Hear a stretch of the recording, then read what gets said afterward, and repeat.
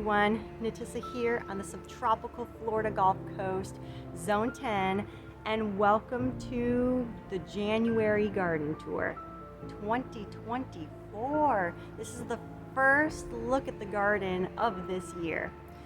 But you are going to hear me refer to this season as the 2023 fall and winter time. It is so bizarre because we are in the middle of winter, but I'm already planning for spring.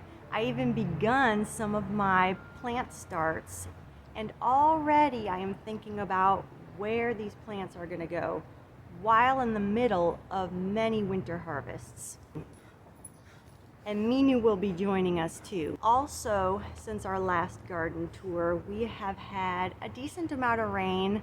Not enough to end a drought or anything, but enough to where I don't need to worry about watering, but also enough to create a lot of disease on some of the plants. So you're going to see a lot of evidence of those storms. And with those storms brought a lot of wind. Some things are blown over. I don't worry too much about that. I just always consider that as just part of nature, and I do what I need to do to make it as best as I can.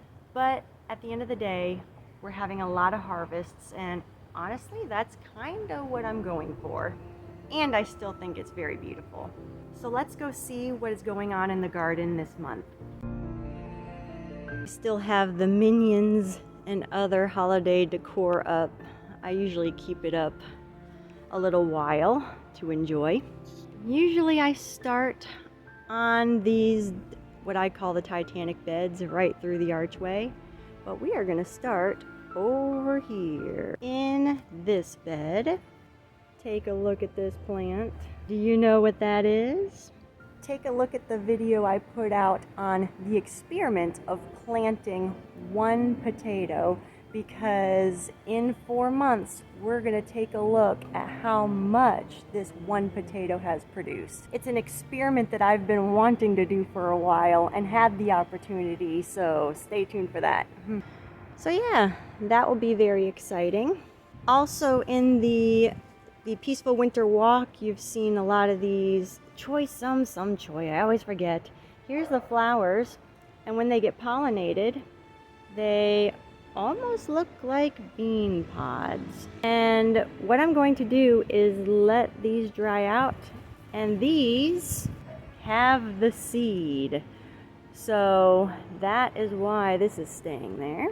Down this bed, we also have, I don't know if I showed this, I've been experimenting with fava beans. It's not looking too good right now, but they like cooler weather, and this is the coolest weather we're going to have for them.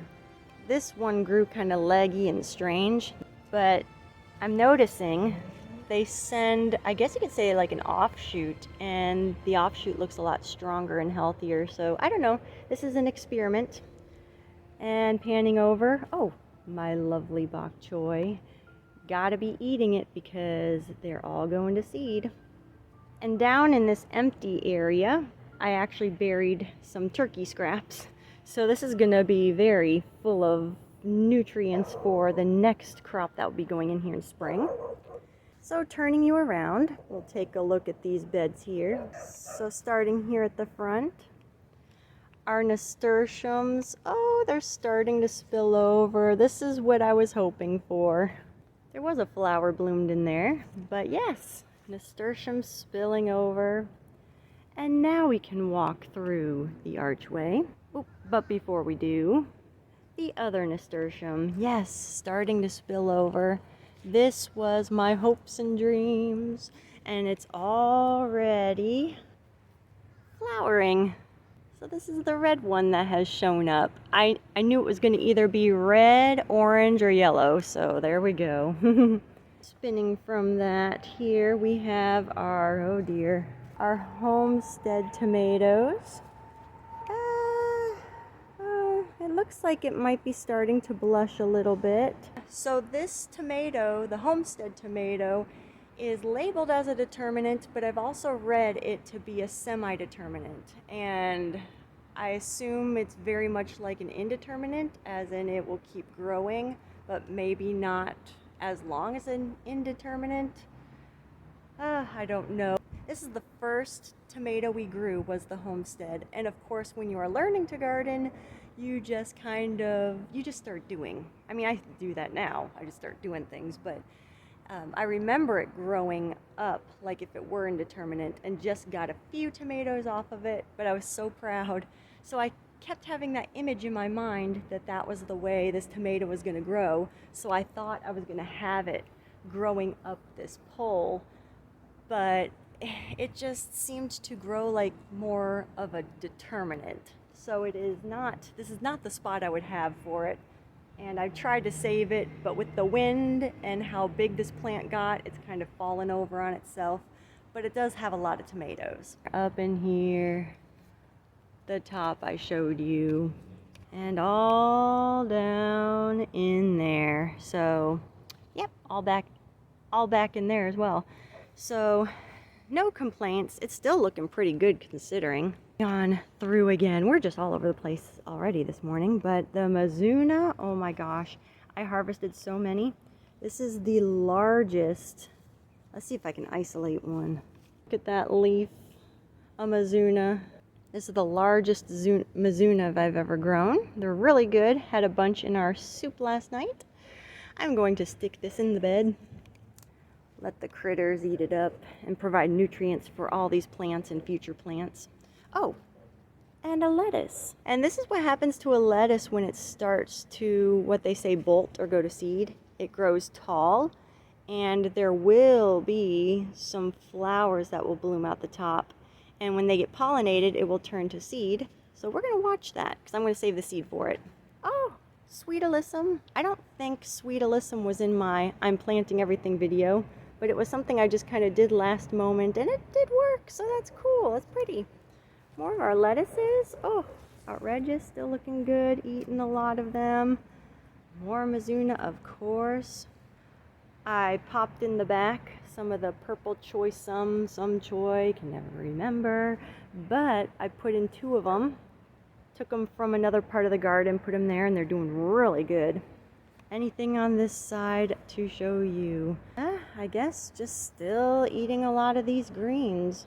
And just letting this pink amaranth go to seed and drop its seed and just let it do its thing. That's my thoughts on that. This is what I mean by disease. A lot of these pea plants getting different, like discolorations, disease on the leaves. And it might be hard to tell, but there's powdery mildew, that sort of white powdery look.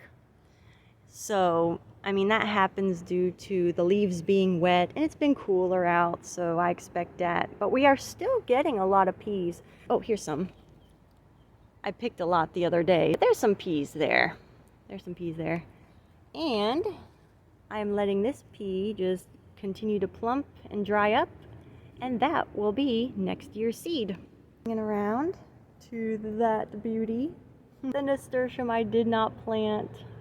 Another red one spilling over this bed. Oh gosh. That Everglades tomato that I just let go. These things are just all over the place. My husband likes them though. I enjoy picking them, but I just don't really eat them. A red Russian kale for kale chips. Already picked a couple bunches, and definitely been working on these collards. Swinging around.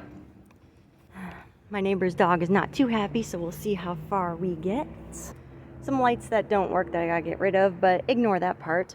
More mulch. That's one of the big projects I am trying to do this month, is just keep bringing in the mulch. So that way, when spring and summer come around, I already have what I need and I can get it on the garden, because I'm anticipating our summer to be like last year. And if it is, we need that mulch. Going up from the mulch, we have a kohlrabi that I just planted in there. Starting to bulb up at the base. This does not get a lot of sun, so I'm not anticipating anything too much, but oh gosh. Disease all over this tomato plant. Oh yes. Still some tomatoes. This is just the start of this craziness. Look at this crazy thing. So this rat-tail radish looks like it really filled out since we seen it, but really it just tipped over and started growing up. I'll show you. Yep, there it is, tipped over on its side. But yet it kind of righted itself up. Still a bit windblown from our last little rainstorm we had, so it was even more full and upright than this, but still very beautiful. And we are getting those rat-tail radish pods. They're really good. Look beautiful too. Oh, and up the back. Oh, some of the peas have come through from the butterfly pea madness. And oh, that's part of the crazy old honeycomb hybrid. I'll keep that going. I always let them keep going. To this bed here. Oh, turning you around. I forgot to show you. In the kale and collard bed, peach melba nasturtiums. This is something I planted last moment. Originally, it was the black velvet, I believe it was, nasturtium I put in here. Did not come up. It came all up all over the garden, but not where I planted them. But I did get a peach melba nasturtium pack, and I did put some, just a few around the garden, and that is the first one to bloom. Very beautiful. All right, now back to the other bed. The day has come for the dragon tongues. Oh wait, maybe not 100% done, but my gosh, this variety has given so many beans. Even looking this bad, I kid you not, I have gotten a number of good quality beans, by the way. Because usually when plants look like this and they do get their fruits, they're not the best of quality or, you know, whether looking or taste, but really it tasted really good and I've really enjoyed it. Hence I've been leaving it. But I think we are getting to that point where I just need to start making room for our spring things. The peas on the side. I see more peas coming in. Little disease up here, I expect it. It's still flowering. I'm gonna let it keep on going. We've got some more of our collards and our kales. Gosh, a ton of kale. Been eating a lot of them, believe it or not. And now I'm gonna swing you back. You can enjoy the kale once more. To our beautiful stem mustards. Right down here, look at that. This is a type of mustard that creates like just this large, I don't know, I guess stem or root, like a daikon radish, something like that. But yeah, super excited to try this, and I need to try this soon while it's been cooler out. Pretty sure you can eat the leaves, and we love our mustards. Do you recognize this beauty? Well, it's seen better days. The Aros Compolio pepper still has peppers on it. My husband picked a huge bowl of it that I plan to dehydrate because I can't eat them all fresh. But there's still so many. To me, that's so many with everything I have. And still green ones showing up in a bloom. Oh my gosh. Believe it or not, I did not plant any Aros Compolio peppers in my seed starting because I'm assuming this is gonna keep going for next year. All I'm gonna do is just cut it back. Obviously, I mean, it doesn't look too good right now, but peppers go dormant here. We don't freeze here, so they just go to sleep, go dormant, do not look good. But when I cut it back and give it some fertilizer, it's gonna come back and just give flushes of peppers again. So we'll keep this one. I don't think it's going anywhere soon. Beyond our pepper, there's what I'm talking about of just the wind blowing things down. But yeah, this has been knocked down by one of our windstorms, and I just didn't fix it because I didn't want it to ruin the root system that's down there. Look at that beautiful marigold, by the way. Look at that. That's so nice. So I'm just going to actually cut this whole plant down. I did take my last tomato off of it that was on here, and I am going to, there's some some offshoots at the base that I'll just let continue go on and see what other tomatoes we'll get from there.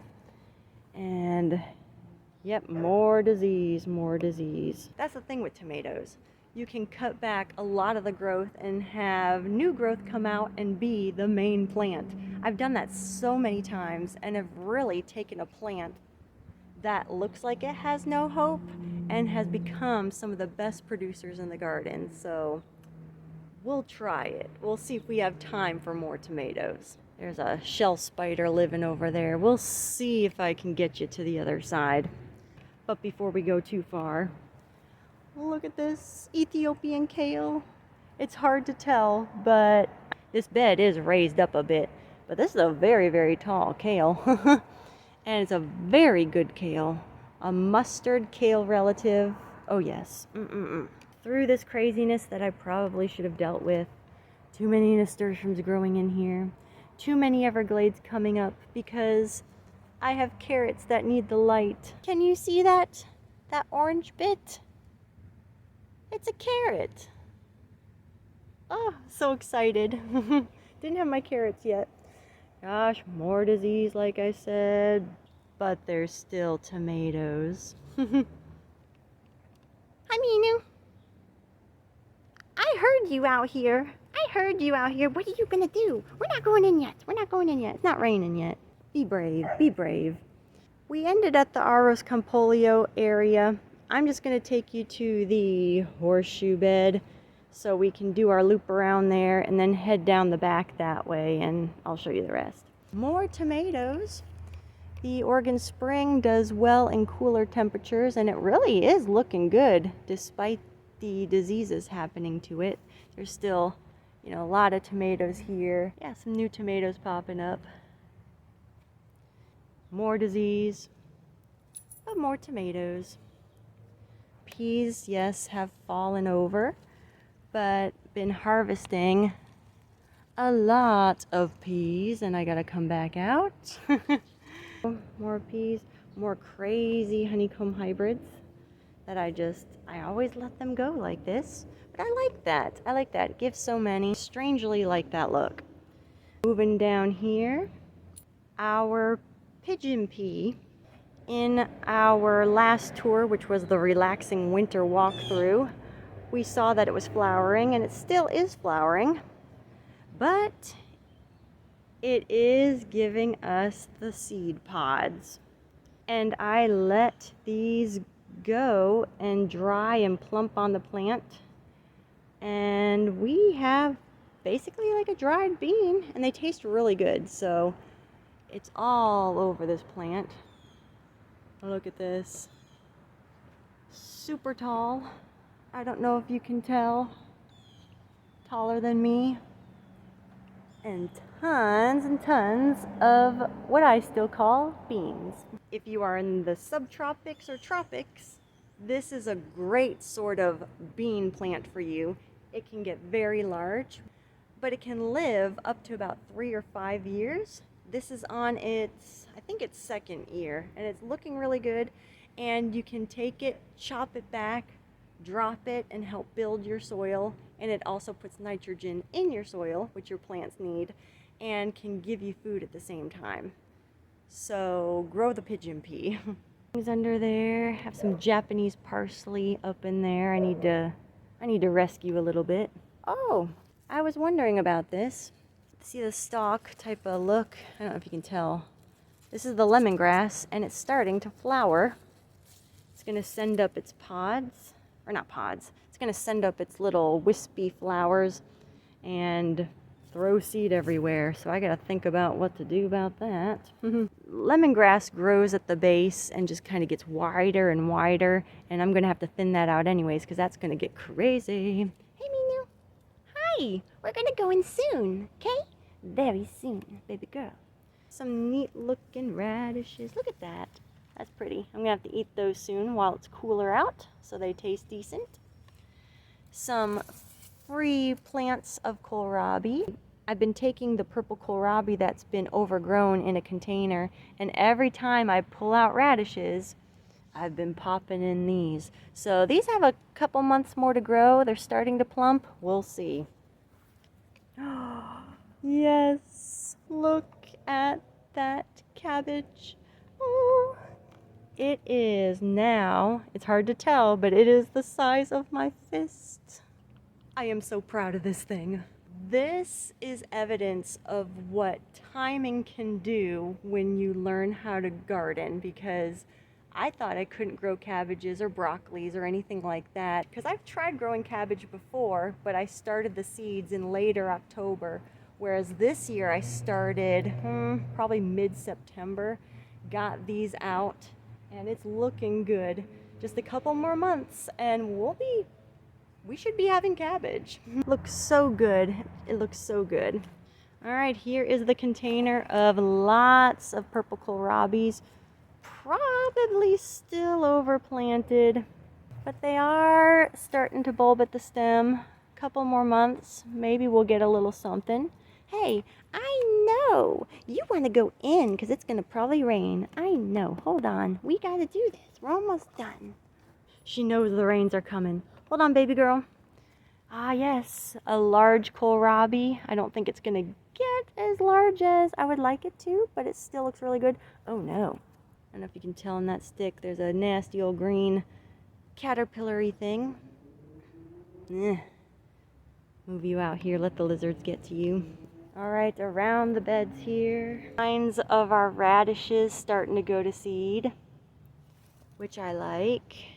I'll eat these as salad radishes when they're in their prime, but when they start doing this, I just let them flower and I eat the seed pods. I actually prefer them over the root itself.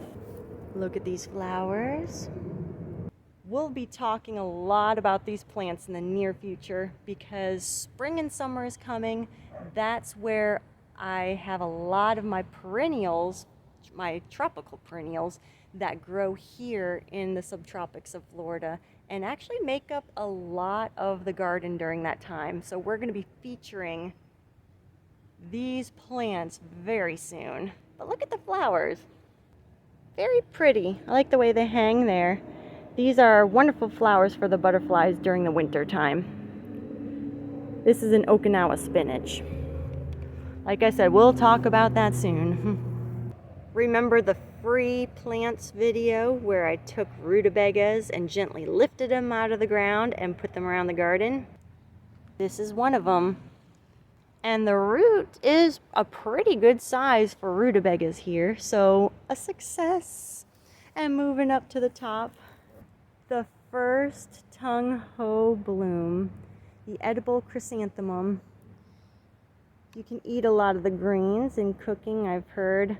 Maybe not in its bolted stage, because this is considered bolted and going to seed, but you can eat the greens.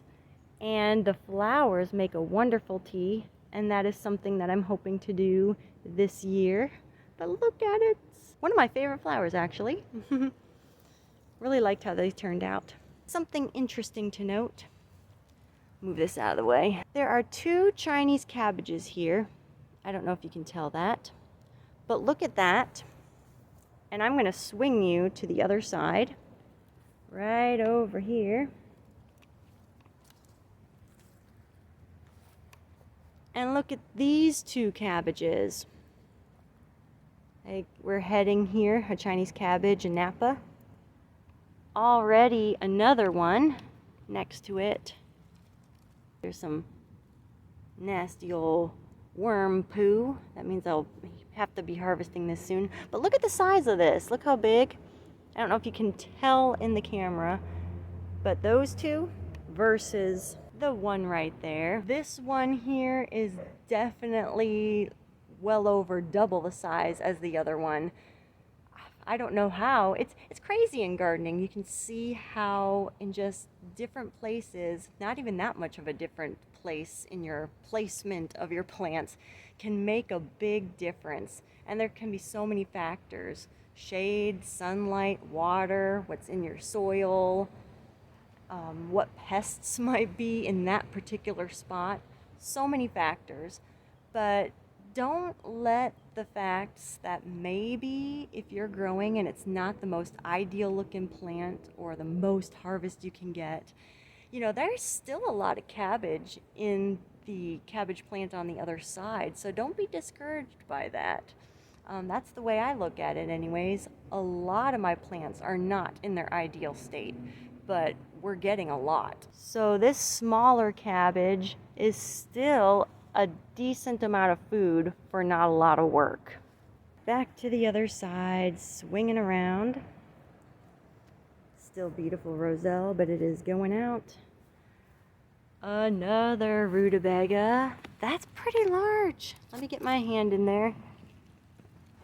About that round. That's pretty good. That's pretty good. That's nice. Again, I'll have to pick that before it gets too woody and, you know, like the taste gets kind of funny. It's been cooler out lately, so this would be perfect.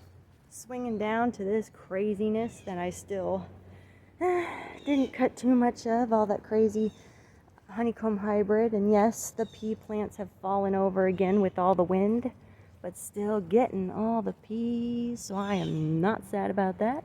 More rutabagas in there, but not the best rooting. I think it's just too much growing together there. That's okay. All right, we're coming out, and we're gonna make our way to the Cornerstone wooden bed.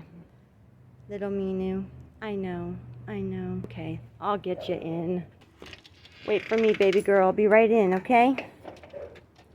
Yeah, she probably hears the rain or smells it coming. Well, there's the Titanic beds. There's our horseshoe bed that we just came from. And we're just going to take a peek around the back of our wooden cornerstone bed. All right, our eggplant that is pretty much as tall as me. Gosh, it just exploded in blooms within this last few days. This eggplant, just one plant, gave us already over 20 eggplants in 2 months. So this is another one. I'm just letting it go. It's showing no sign of quitting. And I mean, I'm going to have to eventually cut it back and let it regrow and continue to give more as next season goes on. But my gosh, this is crazy. There's more blooms on the other side. There's even fruits already growing on this. I just picked some eggplant just the other day. That's nuts. This is said to be a summer plant, which it is, you know, grow it in your spring and summer, but I tell you what, fall and winter here is a good time too. And our beautiful marigolds, oh my gosh, such a success. Speaking of that, let's swing you down here. All the marigolds mixed with the sweet potatoes that just came up on their own. That is so nice. I think that's great. Let's see if I can get through here. There is a shell spider that made its home here, and let's see. I know spiders are good in the garden, but I don't really like running into them. We won't be here too long. I don't know if you can tell, but that plant going up against the fence is some sort of weed. I thought that was a self-seeded tomatillo, but it is not, and I really need to get in there and get rid of it, but not now with that little guy, that little shell spider. But down here, let's see if I can do it. I don't want to hit his web. Ooh, I don't like spiders. Not on me, not near me. Let's look. Daikon radishes. Look at that. That is really large. Another thing I gotta pick while it's cooler out. And there's more. I don't know if you can see the root. And some smaller ones over here because of the shade of this crazy old, oh wow, another eggplant on the other side. The shade, yeah, definitely casting on these little ones here, but it's still food. Like I said, it's still food. And you can eat the radish greens and cook it up. I normally don't. I just don't. I don't know why. I'll have to cook some and just see if I like it. I just always take the tops off and put it on the ground as a chop and drop to help feed the soil. That's just what I do. But, oh yeah, we got some carrots there. Trying to avoid that spider. I'll have to come back here later and see if there's anything. Let's turn around. Look at this. While we're here, let me show you what we have discovered these number of weeks past. And if you've been here on the channel and following the garden tours, you know that we have a lot of mystery heirloom tomatoes from our heirloom seed pack. And I just planted all the seeds and we were gonna find out what tomato was what, and we have found out most of them, so I'll point them out to you now. Before I show you, I do wanna say, you know, when you do these tours and you show people the garden, you want everything to look really good. And man, I wanted our tours to have these beautiful big tomatoes, you know, different colors going down the row, and to really show you what each one was based on its tomato. But if you know how tomatoes grow, they just keep coming. And there was just a point we were just getting tomato after tomato, and then sometimes, you know, pests got them and that sort of thing. So I just had to kind of grab and go, as I like to say, trying to get the tomatoes before the pests do. So I don't have this beautiful display of what is what, but I'm still going to point out to you what each tomato plant is from what I discovered these past number of weeks. So here we go. So there's, you know, the bench area. This first tomato plant right here that I need to take out. Although I just noticed it's putting on more tomatoes right there. But I'm still gonna take it out and maybe let it's the one I told you I'd let the nice new growth go.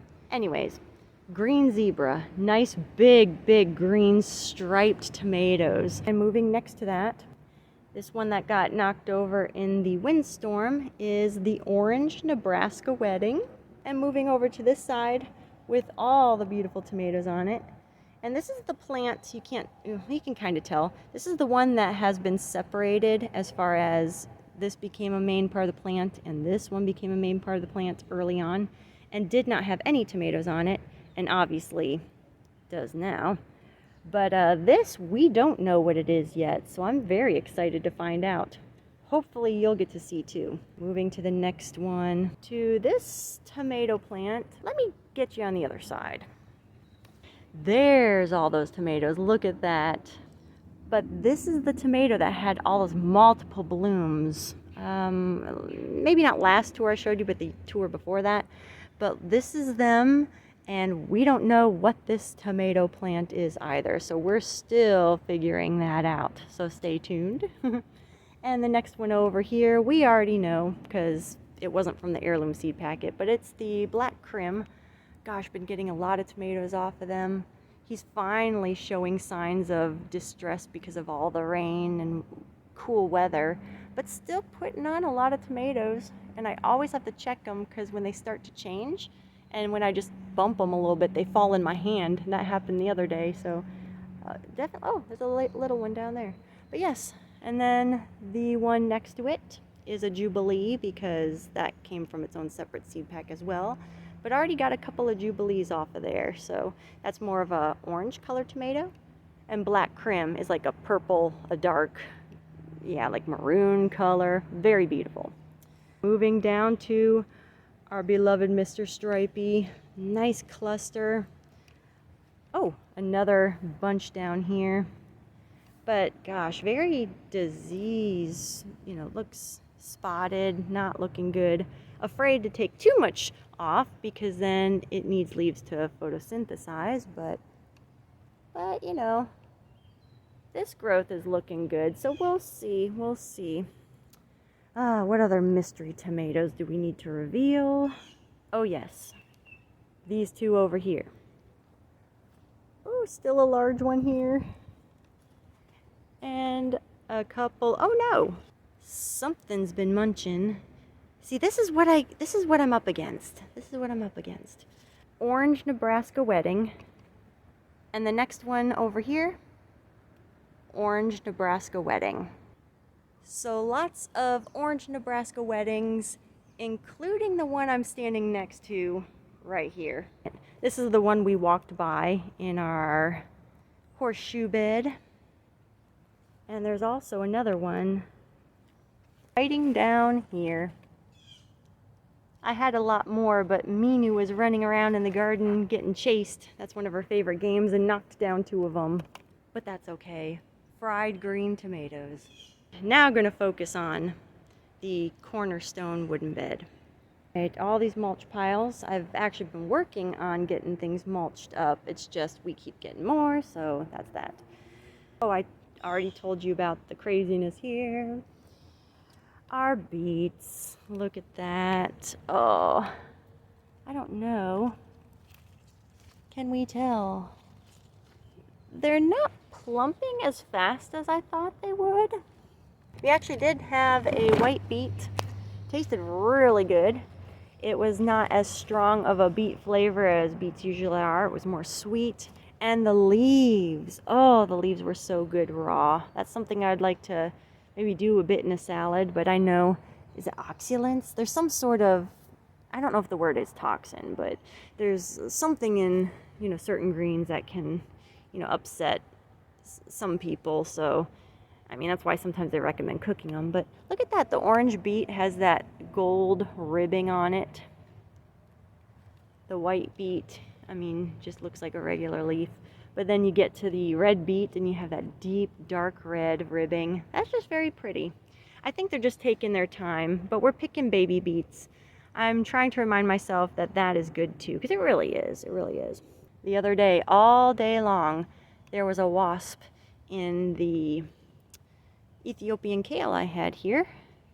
Just a reminder to just be careful when you go picking, because critters are trying to stay warm in this weather too. Our black carrots. It's hard to see because it's dark in there, but they're really plumping up. I love it. Been having a lot of lettuce. I gotta pick more today actually. Here's the green wave mustard, and I was gonna say about this is now looking really good. It was infested with a lot of aphids on the new growth in there. I don't know if you can tell. Oh, it's very clean. It's very clean now, but it was covered in aphids. I took some just soapy water spray and just sprayed it all up in there. And of course we had cooler weather, so I think that helps, but it has really come back very nicely. And just picked some yesterday and have to pick more today. And moving down, remember what used to be here? Our turnips. Now, I mean, these are all the turnip tops, and you can eat turnip tops, and I do. I just wanted to chop and drop them and help it feed the soil life and be a nice mulch for it as well. Also, there were aphids on the turnip tops, and sometimes when something's just full of bugs like that, and I have so many other things to harvest, I don't really want to deal with it, I'll admit. But really, it's not a waste, sometimes when we grow food for the sake of eating, yes, it feels like a waste when we have to throw it out. But composting, chopping and dropping in your garden is very important. And, I'm really trying to help feed the soil and build it up because it's nothing but sand. And also, you need to help feed the organisms and creatures that are in your soil, because it is that is going to really feed your plants and make for a better garden. So I'm okay putting those turnip tops on the garden like this. It's for a good cause. And these blue dazzling kales, if you remember my free plants video, in that thumbnail, I'm holding 2 plants that look like they are not looking so good. It's because I gently lifted them out of the ground and put them in the pots. But these are those plants, and what wonderful proof of free plants, and also not judging a plant by the way it looks right offhand, because these look so good. I actually had them in those little starter pots for a long time because I didn't have room for them anywhere. But when I took out all those turnips, I had these plants to go in, and yes, very good. So check out that video. I really do encourage it, and hopefully it's an encouragement to you.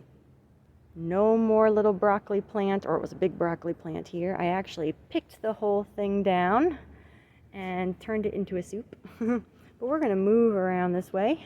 And speaking of broccoli, We've got some little broccoli florets coming out the sides. Whoop, another one back in there. And some more around the sides here. Yep, we finally picked the broccoli that was here on the top from our peaceful winter walking video. With broccoli, generally they will send off offshoots, I guess you could say, of other little broccoli florets. And you're not done with broccoli. You can still eat the leaves. Very large, very good for soups. You can also take the whole stalk, shave it down, and it's very crispy, very good. In fact, just about a week ago, I picked so many leaves off of this plant, and I took out the other broccoli that was shading out the carrots on the other side and turned it into our homemade soup. And gosh, I weighed it. It was over a pound of greens. I mean, that was including the thick stem, but the point is, that's a lot of greens. So, still harvesting broccoli. Still very big, too. The other cabbage. This one is definitely, yep, starting to head. Looking good. Not bad. This one has always been a little behind the other one because this one came out a little later than the other one.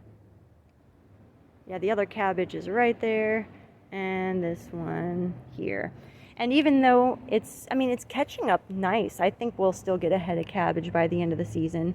This does get more sun, a lot more sun actually, than that one. This actually gets some shade by the tree up here, and it's also winter time, so there's less sun and it's just creating more shade.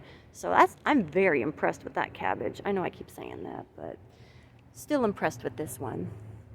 All right, gonna finish up our tour, but I want to show you something here. I call it my little celery tower. This here is not the usual stalk celery, as you might be thinking. It's known as more of an herb celery. It's called Amsterdam celery, and I read it's actually an Asian variety. But you know, I don't think it's supposed to get too big, and I'm fine with that. I just want some to snip off in soups. But what I think is kind of neat here, it's kind of hard to tell because I did harvest from this, but moving over next door to it, but these are all growing very close together. And generally, when you put plants very close together, they do grow smaller. It's not a bad thing, just make sure that you give them enough water and nutrition.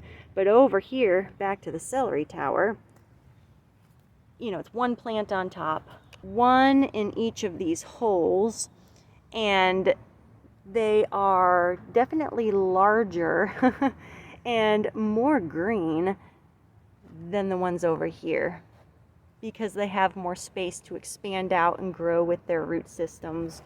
They can get more water and nutrition for themselves. So it's kind of neat to see that evidence of, you know, what happens when you grow a plant too close together and giving more space, but still getting food from each. Moving down this way, a random free plant of mustard looking good.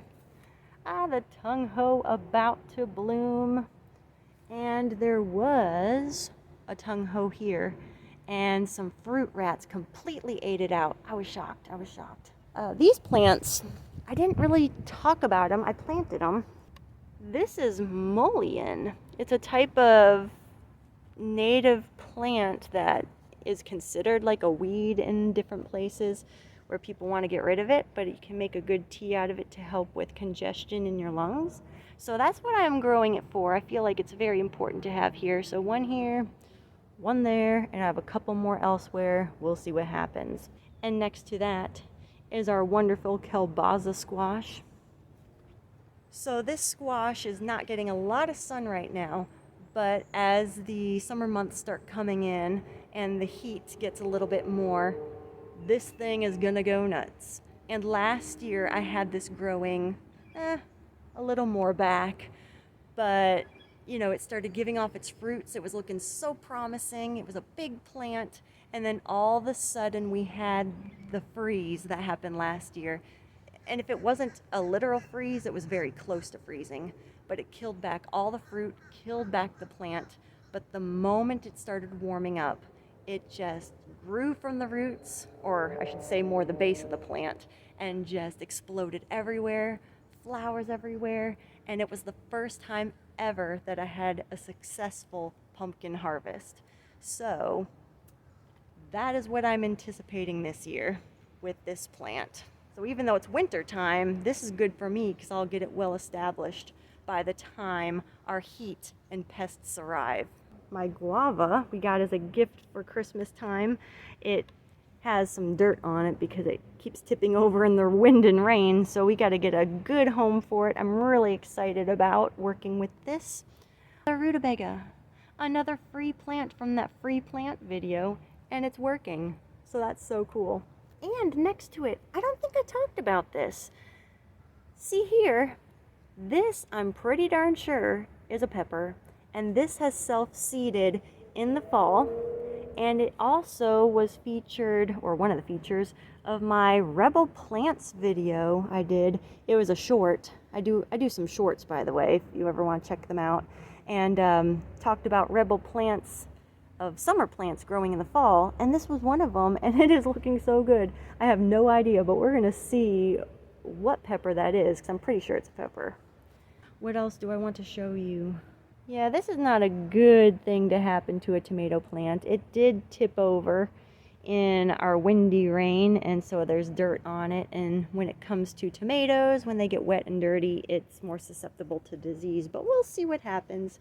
This was actually a cutting that I had done, and it was very small, and it was just right in the pot. You'll probably see it in the tours. I probably didn't talk much about it, and here it be going crazy.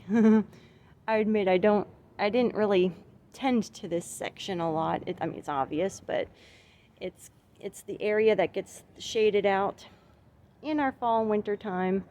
But I am learning that there's still things I can do here, and we'll be talking more about that in the future. There's one other thing I really want to show you. Before I do, looky here in the pathway.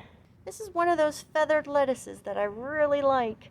I'm going to be taking that out and creating free plants out of that too, and have that growing during our summer, because that green does grow well. But how crazy, right in the pathway, look at that. Remember this one? Another rebel plant, I said. And I kept calling it a melon because I did put melon seed there, and I thought it was a melon, and maybe it is, but I don't know. Here's some of the male blossoms. They're very, it's a spent bloom already, but very tall on these stems. And it's very hard to tell. But there is the female bloom. There's the fruit on the end. Yeah, it's hard to tell. I don't think it's a squash. When I usually have, like if I get a butternut from the grocery store, I generally, eat the seeds, roast them and eat them. But, I mean, that's not the shape of a butternut. The fruit on the end of the female flower looks more like an oval shape.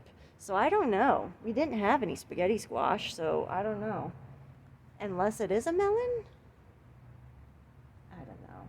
Again, we're going to keep it going, but I am not going to be too hopeful about it. It's hard to tell right now because the leaves are wet, but there is powdery mildew forming all over the leaves, so I don't know how this is going to go. But either way, that's just really cool to see because I didn't plant that. Maybe we will find out what it is at some point. That'd be really cool. And more free plants I put down here. I've harvested a lot from this Chinese cabbage, a lot already. And this is from this shady zone that I always neglect. So maybe next year we'll have to make some better plans. Yep, a lot going on.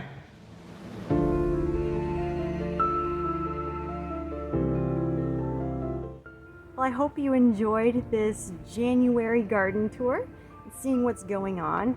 And we have, another tour in February, and later on we'll also have a nice little walkthrough and review of the entire 2023 fall and winter season, because there's a lot to talk about there. Yeah, something to look forward to with that. Thank you for watching, and I'll see you in the next one.